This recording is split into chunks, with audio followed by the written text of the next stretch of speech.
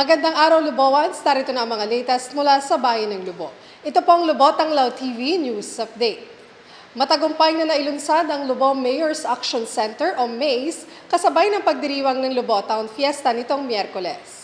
Formal nang inilunsad sa publiko ang Lubo Mayor's Action Center o MACE noong Miyerkules, May 8 na ginanap sa labas ng Lubo Municipal Hall. Pinangunahan ni Mayor Lota L. Manalo ang aktibidad kung saan highlight ang kanyang pagpirma sa Executive Order No. 13 Series of 2024 na siyang nagtatakda sa pagbuo ng bagong opisina. Present din sa okasyon sina Vice Mayor Jerly Manalo at SB members Honorable Gian Manalo at Honorable Renato Lat, kabilang din sa mga isinagawang ribbon cutting ceremony sa opisina ng MACE na matatagpuan sa right wing ng ating munisipyo at ang pagbibigay ng birthday gifts sa mga kababayan nating senior citizen at PWDs na nag-birthday ngayong Mayo. Kabilang sa mga serbisyong pakikinabangan sa MACE ang social, educational, medical, political affairs at livelihood services. Makukulay at nagagandahan namang papagayo ang bumida sa First Lubo Summer Saya Kite Fest na inorganisa ng Lubo Tourism Office, katuwang ang papagayong Batanggenyo Group na ginanap noong Linggo, May 5 sa Lawa Seaside Beach Resort sa Barangay Olo-Olo.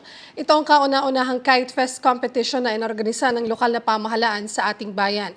Nilahukan ito ng mga kababayan natin at mga dayo mula sa iba't ibang bayan sa lalawigan ng Batangas.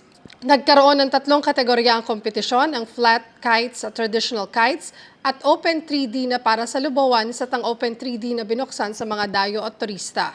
Pinangunahan ni Lubo Tourism Officer Vanessa May Castillo ang programa na dinaluhan ni Committee on Tourism Chairman Honorable Amador Ambrosio Sulit, SB members Honorable John Michael Anayahan at Honorable Gian Carlo Manalo at ni Lubo Youth Development Officer Lester Rubin Ayag. Nakiisa naman ang lokal na pamahalaan sa pagdiriwang ng Lubo Town Fiesta noong Miyerkules, May 8 sa Barangay Poblasyon.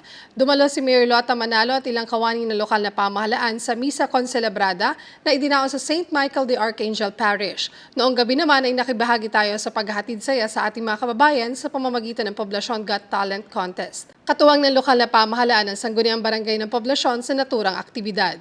Isinagawa naman noong Miyerkules, May 9 sa Lubo Town Plaza ang orientation ng DOLE para sa bagong batch ng Tupad Program Beneficiaries.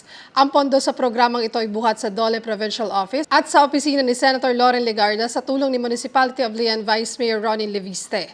Pinangasiwaan ng tanggapan ng punong bayan sa pamamagitan ng Mayor's Action Center o MACE ang orientation kung saan 159 na benepisyaryo ay sa ilalim ng DOLE at 84 naman ang benepisyaryo ang mabibigyan sa pondo ni Senator Legarda. Patuloy naman ang pagbibigay ng serbisyong medikal para sa ating mga kababayang nagdadalang tao o buntis sa pamamagitan ng buntis serye na programa ng Lubo Rural Health Unit at isinagawa noong Lunes, May 6 sa Lubo RHU.